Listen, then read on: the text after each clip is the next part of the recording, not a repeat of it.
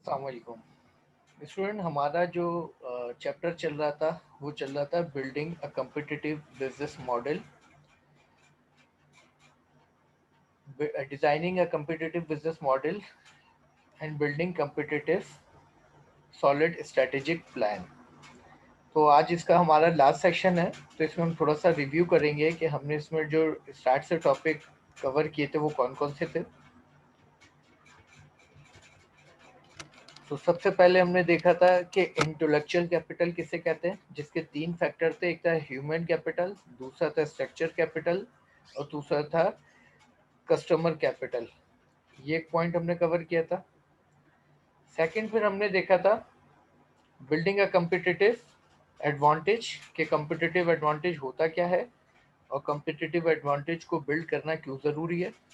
और इसके कुछ हमने सब पॉइंट डिस्कस किए थे कि हम क्या प्रोडक्ट सेल करते हैं, सर्विसेज हमारी क्या है, उसकी प्राइस क्या ऑफर कर रहे हैं और उसके जो वे ऑफ सेल हम क्या तैयार करेंगे। फिर हमने इसके बाद डिस्कस किया था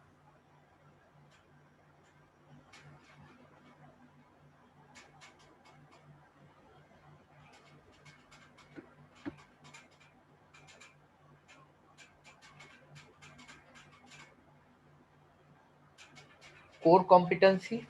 कोर कॉम्पिटेंसी क्या होती है, जिसके अंदर हमने बात की थी कि वो हमारी यूनिकनेस क्या होगी जिसके ज़रिए हम अपने कॉम्पिटिटिव एडवांटेज के अंदर क्वालिटी पैदा करेंगे। उसके बाद हमने देखा था कि competitive advantage, sustainable competitive advantage का जो एक मॉडल होता है वो क्या होता है।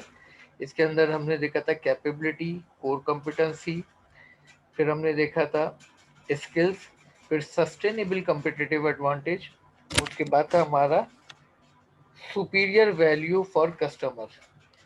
तो ये एक हमारा मॉडल डिटरमाइन करता है कि किस तरह एक सस्टेनेबल कम्पिटिटिव एडवांटेज डेवलप किया जाता है। फिर उसके बाद हमने जो टॉपिक कवर किया था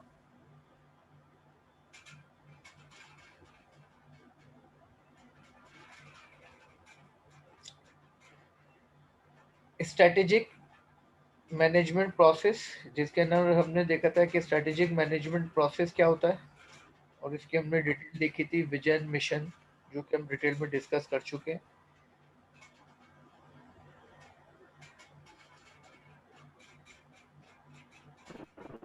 फिर उसके बाद हमने फोकस किया था स्ट्रेटेजिक मैनेजमेंट प्रोसेस के बाद इसके स्टेप क्या क्या होते हैं, कंपनी स्ट्रेंथ वीकनेस सॉट एनालिसिस। फिर उसके बाद हमने देखा था इन्वायरमेंटल स्कैनिंग, कि हम कैसे इन्वायरमेंट को, एक्सटर्नल फैक्टर को स्कैन करते हैं।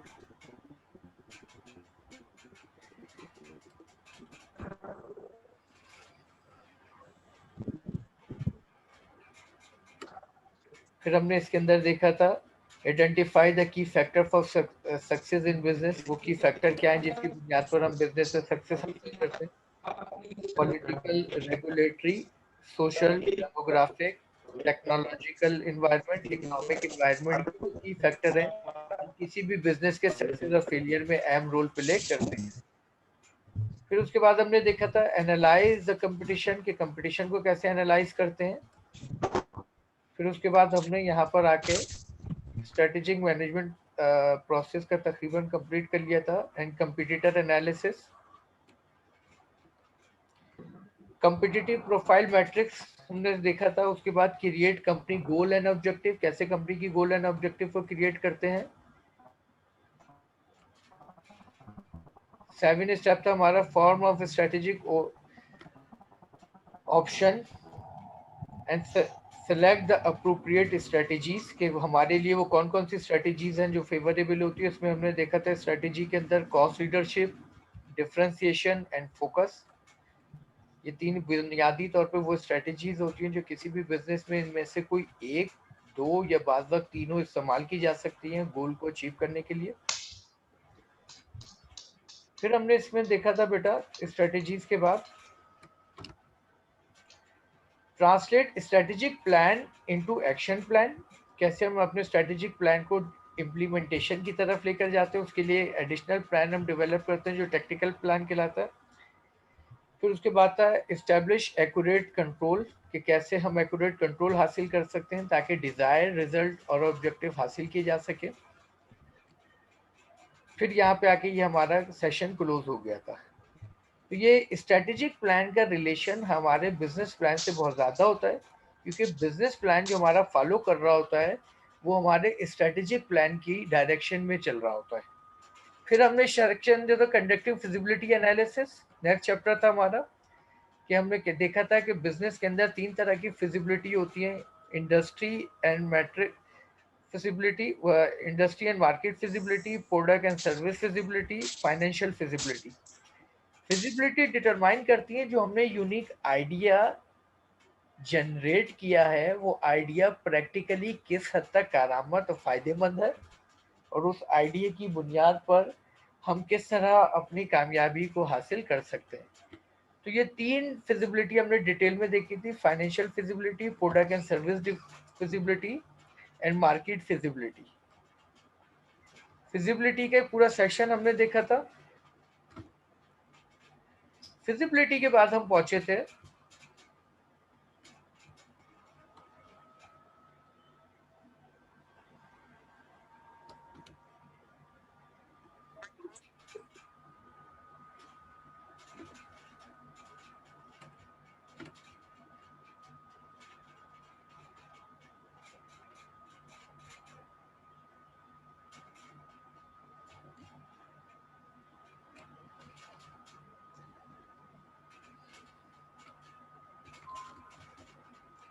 Develop a business plan.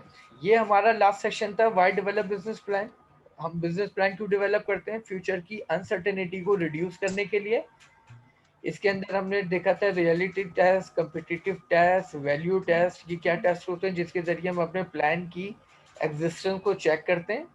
फिर हमने देखा था the element of business plan, business plan के एलिमेंट क्या क्या होते हैं, कि लास्ट सेशन में हमारा चल रहा था, जिसमें हमने देखा था कि फर्स्ट जो हमारा बिजनेस एलिमेंट होता है प्लान का वो होता है title, page and table of content, कि हमारा टाइटल, पेज और टेबल ऑफ कंटेंट क्या है। उसके बाद जो हमने देखा था वो देखा था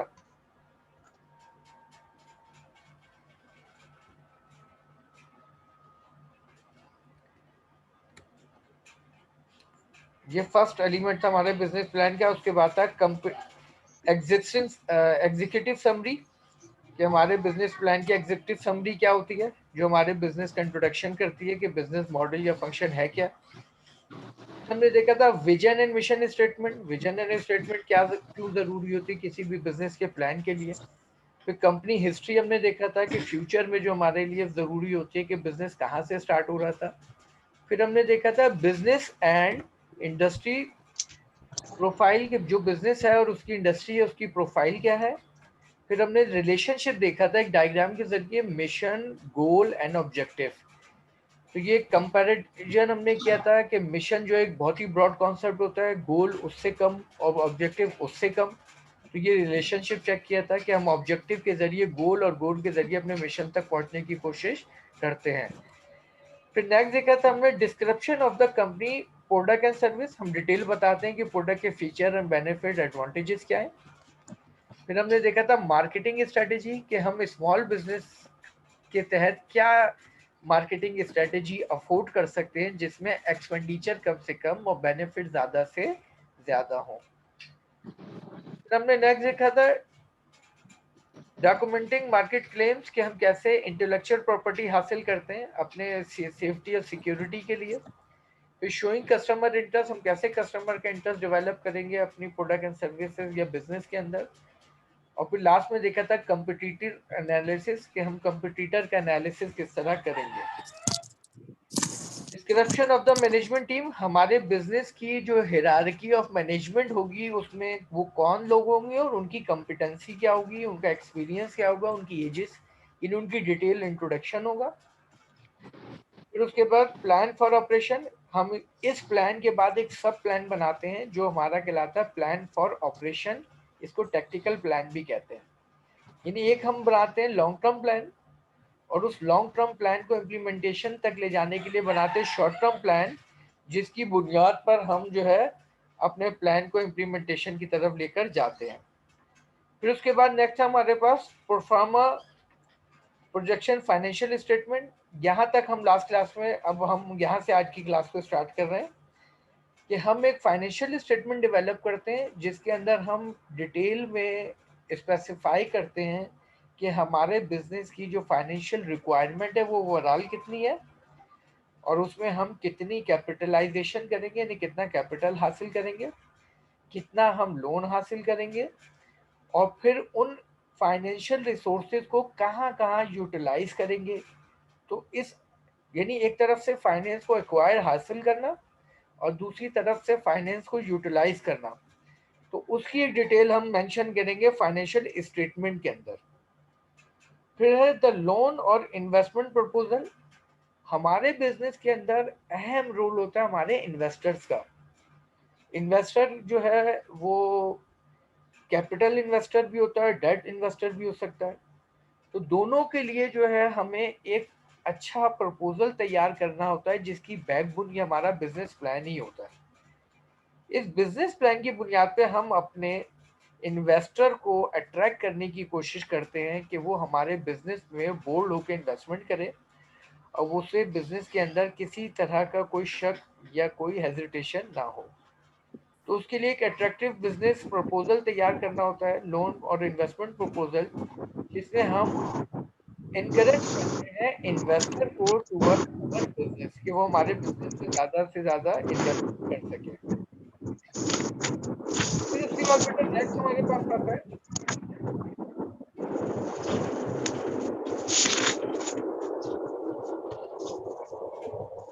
ये सारे पॉइंट, इसमें आप डिटेल में देख लीजिएगा क्योंकि अब हमारे पास टाइम कम है और आज ये हमें सेक्शन को कंप्लीट करना है कि ये जो हमारे बिजनेस प्रपोजल से रिलेटेड पॉइंट है वो क्या क्या है जिसके जरिए हम अपने इन्वेस्टर को अट्रैक्ट करेंगे टुवर्ड्स अवर बिजनेस। अब आज जो हम अहम चीज चेक करेंगे वो है टॉपिक कि किस तरीके से एक इन्वेस्टर हमारे बिजनेस के अंदर वो कौन से मेन पॉइंट है जो वो चेक करता है, जिसके बुनियाद पर वो डिसीजन लेता है कि मुझे इस बिजनेस में इन्वेस्टमेंट करनी चाहिए या नहीं। इसको कहते हैं what lender and investor look for in a business plan. एक इन्वेस्टर का जो मेन फोकस होता है वो बिजनेस प्लान के अंदर किस तरफ ज़्यादा होता है। इसको हम 5 C's भी कहते हैं। इन्हें 5 C's क्यों कहते हैं? क्योंकि ये तमाम वो वर्ड हैं जो स्टार्ट सी से होते हैं। इसके अंदर सबसे पहले होता है कैपिटल। इन्वेस्टर सबसे पहले चेक करता है कि जो बिजनेस आप फ्यूचर में स्टार्ट करने जा रहे हैं उस बिजनेस के अंदर ओवरऑल कैपिटल की कितनी ज़रूरत है, और वो इस टोटल कैपिटल के जरिए चेक करने की कोशिश करता है कि आपके बिजनेस के टोटल कैपिटल में आपकी पर्सनल इन्वेस्टमेंट कितनी है। यानी आप एक ऐसा बिजनेस प्रपोजल रखते हैं जिसमें आपकी 100% इन्वेस्टमेंट आप एक्सटर्नल इन्वेस्टर से हासिल करना चाहते हैं और आपकी पर्सनल इन्वेस्टमेंट कुछ भी नहीं है। तो ऐसे में इन्वेस्टर बहुत ज़्यादा मोहतात हो जाता है, हेजिटेट हो जाता है। क्यों? क्योंकि अगर बिजनेस फ्लॉप हुआ तो 100% लॉस उसे ही बियर करना होगा। ऐसे में पॉसिबिलिटीज होती हैं सेल्फ इंटरेस्ट के रिड्यूस होने की। यही वजह है कि आइडियल फॉर्म जो होती है कि इन्वेस्टर चाहता है कि टोटल कैपिटल का मिनिमम 30 या 40% एंटरप्रेन्योर अपनी सेल्फ इन्वेस्टमेंट करे अपनी सेविंग के जरिए, और 50 या 60% इन्वेस्टमेंट वो एक्सटर्नल सोर्सेज से हासिल करे। तो इस डिसीजन के लिए वो सबसे पहले चेक करता है कि ओवरऑल कैपिटल कितना रिक्वायर्ड है इस बिजनेस के लिए। सेकेंड चीज जो वो चेक करता है वो चेक करता है कैपेसिटी। कैपेसिटी किसे कहते हैं?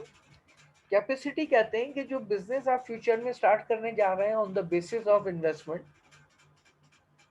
चाहे वो लोन के जरिए हो, तो ज़्यादातर क्रेडिटर इस चीज़ को फोकस करते हैं।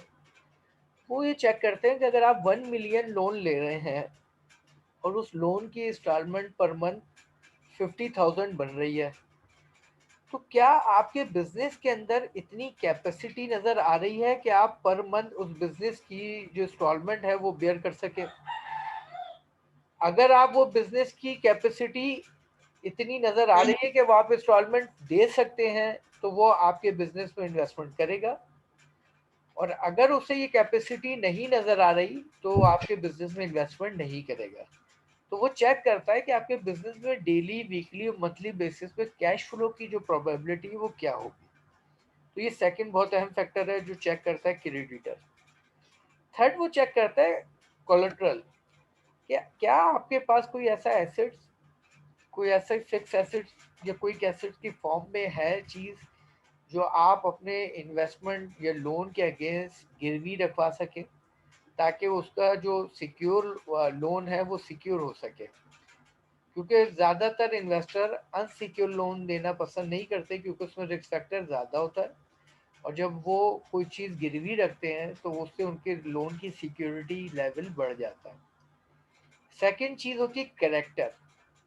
करेक्टर बहुत अहम चीज़ होता है। जब आप कहीं लोन लेने जाते हैं फाइनेंशियल इंस्टीट्यूशन के पास, आपके करेक्टर को वो चेक करता है। अब यहाँ करेक्टर से मुराद वो इंडिविजुअल करेक्टर नहीं है, यहाँ करेक्टर से मुराद है कि आपकी हिस्ट्री, कि आपने माजी में, पास में कभी कोई स्मॉल या लार्ज लोन लिया है, और अगर लोन लिया है तो आपने उसकी पेमेंट किस तरह की।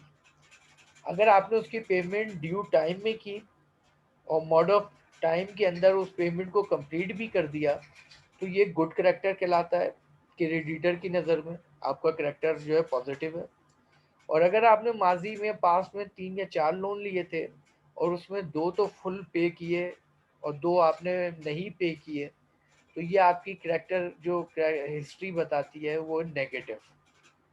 तो आपका करेक्टर चेक करना होता है। यही वजह है कि जो इंटेलिजेंट बिजनेसमैन होते हैं वो अपनी हिस्ट्री डेवलप करने के लिए, चाहे उन्हें ज़रूरत ना भी हो, वो शॉर्ट और मीडियम लोन लेके अपनी हिस्ट्री डेवलप करते हैं उसकी वक्त पे पेमेंट करके, ताकि जब लोन लेने एक्चुअली ज़रूरत पे जाएं तो उनको उनके पॉजिटिव करेक्टर की वजह से लोन आसानी से मिल सके। फिर उसके बाद इन्वेस्टर जो आखिरी पॉइंट चेक करता है वो होता है कंडीशन।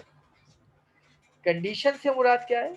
कंडीशन में वो ये चेक करता है कि जिस मुल्क में हम आपको लोन देने जा रहे हैं, उस मुल्क के अंदर जो बिजनेस एनवायरनमेंट है, इकोनॉमिक कंडीशन है, वो कैसी है।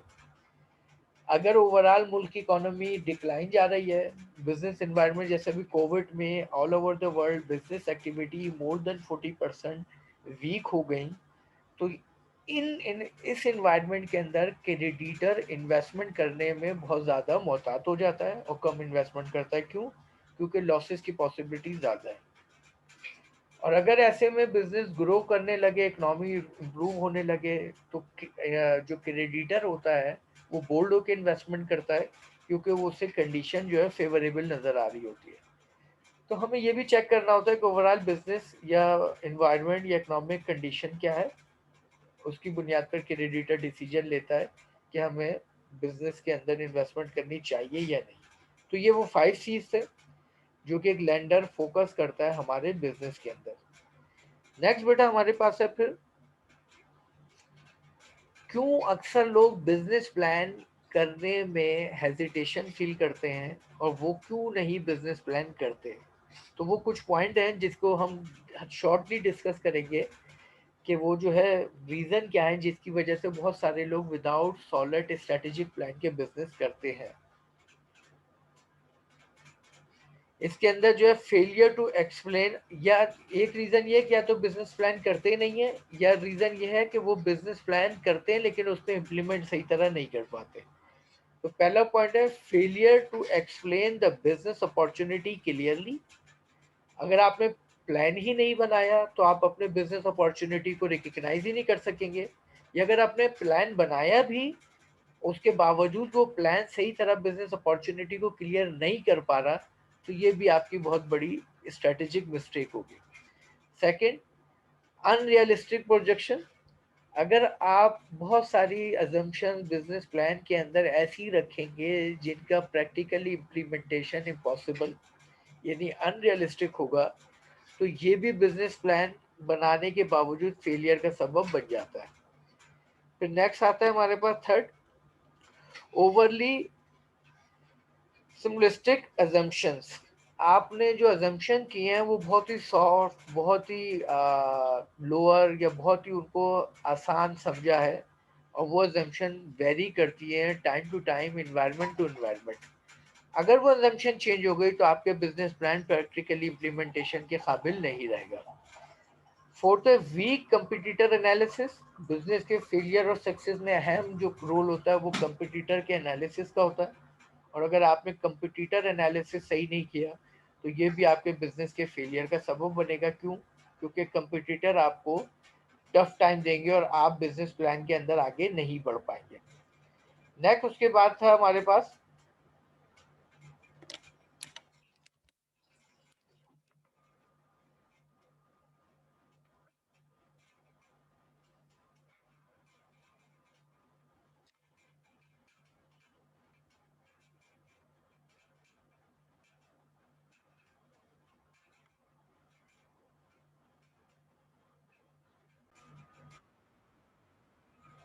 Failure to describe the companies competitive advantage. अगर आपने अपने बिजनेस का competitive एडवांटेज सही तरीके से डिस्क्राइब नहीं किया तो ये भी रीजन बनेगा किस चीज का, आपके फेलियर का, क्योंकि competitive एडवांटेज के बगैर इस competitive एनवायरनमेंट का मुकाबला नहीं किया जा सकता। नेक्स्ट 6 पॉइंट है sloppy plan and contains error. एक ऐसा प्लान जो वीक है, जिसके अंदर एरर और मिस्टेक मौजूद हैं, तो वो प्लान कभी भी आपको कामयाबी की तरफ नहीं लेकर जाएगा। नेक्स्ट उसके बाद था executing to the qualification of the management team. आप सही तरीके से डिटरमाइन नहीं कर सके कि आपकी मैनेजमेंट जो टीम होगी उसकी रिक्वायरमेंट ऑफ कॉम्पिटेंसी क्या होगी, उनकी एजुकेशन, उनका एक्सपीरियंस, उनके स्किल, ये भी फेलियर का सबब बनेगी क्योंकि आप सही मैनेजमेंट डेवलप नहीं कर सकेंगे। और लास्ट पॉइंट है a plan that is incomplete. अक्सर लोग प्लान शुरू तो कर देते हैं लेकिन प्लान को एंडिंग तक नहीं ले जा पाते। यही वजह है कि ऐसा प्लान भी कभी प्रैक्टिकली हमें एडवांटेजेस फराहम नहीं कर पाता। तो ये वो वीकनेस है जो हमारे बिजनेस प्लान को मुतासर करती है और हम उससे एडवांटेज हासिल करने में नाकाम हो जाते हैं। Making the business plan presentation.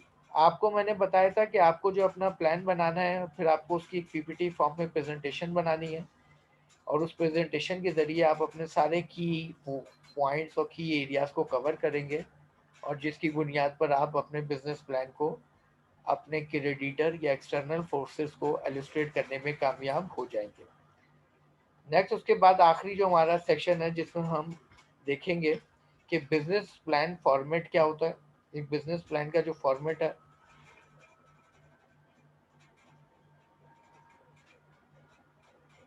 ये आखिरी हमारा सेक्शन है। ये आपको बहुत ज़्यादा गाइडलाइन फराहम करेगा how to develop your own business plan, कि आपको किस तरह अपना बिजनेस प्लान डेवलप करना है। इसके अंदर सबसे पहले एग्जीक्यूटिव समरी, जो कि 2 पेज से ज़्यादा नहीं होनी चाहिए। उसके बाद है company name, address and phone number. Third है names, address and phone number of all key people, वो तमाम की पीपल जो आपकी मैनेजमेंट का हिस्सा बनने जा रहे हैं। सी brief description of the business, its product and service and the customer। फिर आपको डिटेल बतानी है कि आपकी प्रोडक्ट या सर्विसेज की डिस्क्रिप्शन यानी उसके बेनिफिट, फीचर्स, करेक्टरिस्टिक क्या है, और उसके यूज़र यानी टारगेट ऑडियंस कौन है, और उनकी क्या प्रॉब्लम वो सॉल्व करने की सलाहियत प्रोडक्ट रखती है। फिर उसके बाद है brief overview of the market for your product and services. फिर आपको एक ब्रीफ ओवरव्यू देना है उस मार्केट का जिसको आपकी प्रोडक्ट एंड सर्विस बेनिफिट फराहम करेगी। फिर आपको second brief description of the managerial and technical experience of की पीपल। फिर आपको बताना है, ब्रीफ डिस्क्रिप्शन देनी है अपने मैनेजर्स की, उनकी टेक्निकल कॉम्पिटेंसीज की, उनकी स्किल्स की, उनके एक्सपीरियंस की। हर बिजनेस के अंदर की पीपल होते हैं जो मेन रोल प्ले करते हैं, जो मैंने आपको पहले भी एग्जांपल दी थी कि अगर हम कोई फूड का काम कर रहे हैं तो उसके अंदर की पीपल जो है वो शेफ है, और इसी तरह हम वेरी करता है बिजनेस टू बिजनेस तो उन की पीपल्स की डिटेल क्या है, क्योंकि बिजनेस के फेलियर और सक्सेस उनकी कॉम्पिटेंसी पे डिपेंड कर रहा होता है। फिर उसके बाद नेक्स्ट है brief statement of financial request and how the money will be use. फिर आप एक डिटेल में रिक्वेस्ट करते हैं कि आपको कितने फाइनेंस की ज़रूरत है, और फिर आप बताते भी हैं कि उस फाइनेंस को आप कहाँ यूटिलाइज करेंगे। फिर उसके बाद चार्ट और table showing highlights of financial forecast. आप एक प्रोबेबिलिटी अपने फाइनेंशियल स्टेटमेंट बनाते हैं कि फ्यूचर में किस तरह का आपका फाइनेंशियल स्टेटमेंट होगा, जिसमें आप बताते हैं कि फाइनेंस हासिल कितनी क्वांटिटी में होगा और उसको यूटिलाइज कहाँ कहाँ किया जाएगा। फिर उसके बाद next vision and mission statement. फिर आप अपने विजन और मिशन स्टेटमेंट डिटरमाइन करेंगे कि आपके बिजनेस का विजन क्या है, आपके बिजनेस का मिशन क्या है। फिर उसके बाद what business are we in, ये आपके विजन और मिशन का है, entrepreneur vision of the company. Value और principle on which the business stand, आप जो बिजनेस शुरू करने जा रहे हो उसकी फाउंडेशन में क्या वैल्यूज है, क्या प्रिंसिपल है, वो क्या असूल है जिसके लेकर आप बिजनेस को आगे बढ़ाएंगे या बढ़ाना चाह रहे हैं। What market the business unique, what is the sources of its competitive advantage, आप ऐसी बिजनेस के अंदर क्या यूनिकनेस लेके जा रहे हैं, यानी आपका कम्पिटिटिव एडवांटेज क्या है जिसकी बुनियाद पे आप एक्सपेक्ट कर रहे हैं कि आप अपने कंपटीटर से आगे निकल सकेंगे। उसके बाद नेक्स्ट है कंपनी फाउंडर, ये कंपनी की हिस्ट्री होती है जो मैंने आपको बिजनेस एलिमेंट में बताई थी डिटेल में। उसमें आपको बताना होता है कि कंपनी जो फाउंड हो रही है वो टाइम क्या है, फाइनेंशियल एंड ऑपरेशनल हाइलाइट्स, जब कंपनी स्टार्ट हो रही थी तो उसकी फाइनेंशियल हाइलाइट्स क्या है, यानी उसका फाइनेंशियल स्ट्रक्चर कितना है, स्मॉल मीडियम या लार्ज है। और सिग्निफिकेंट अचीवमेंट, या आप अपनी हिस्ट्री को कंटिन्यू अपडेट करते रहते हैं और year by year, quarter by quarter आप अपनी जो अचीवमेंट होती हैं उसको उसका हिस्सा बनाते जाते हैं। तो उससे कंपनी की एक सॉलिड हिस्ट्री डेवलप होती जाती है जो कि किसी भी एक्सटर्नल सोर्सेज के लिए अहम होती है। तो ये हमारा जो था बिजनेस फॉर्मेट था प्लान का कि किस तरह होता है। अगर आप इसको डिटेल में देखेंगे तो इसके अंदर आप देख लीजिएगा, इसको मैं कंसाइज आपको हाईलाइट कर रहा हूँ कि अगर बिजनेस प्लान बनाते वक्त आपको कंफ्यूजन हो तो आप ये एक बिजनेस फॉर्मेट और उसके बाद उसकी ये डिटेल जो आपकी पीडीएफ फॉर्म में बुक के अंदर ऑलरेडी मौजूद है, उसके अंदर इसको चेक कर लीजिएगा, उसके अंदर इसको देख लीजिएगा ताकि आपको सहारा मिल सके, बिजनेस प्लान बनाने में हेल्प मिल सके। तो ये उसके कुछ स्टेप हैं। बिजनेस एंड इंडस्ट्री प्रोफाइल, ये एक आपका बिजनेस प्लान का स्टेप होगा। फिर उसके बाद स्टेप होगा बिजनेस स्ट्रेटजी, आपके बिजनेस की स्ट्रेटजी क्या है, उसमें आप कंपिटिटिव स्ट्रेटजी भी ले आएंगे। फिर कंपनी प्रोडक्ट एंड सर्विस, एक स्टेप आपके बिजनेस प्लान का ये होगा। फिर उसके बाद होगा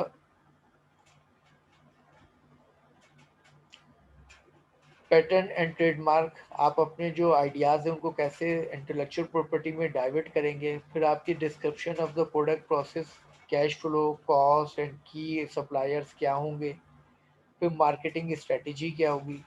फिर उसके बाद कस्टमर मोटिवेशन टू बाय, आप कैसे कस्टमर को मोटिवेट करेंगे। तो ये तमाम फैक्टर आप देख लीजिएगा। यहाँ पे आके आज इस कोर्स का सबसे अहम जो चैप्टर था वो कंप्लीट हो गया।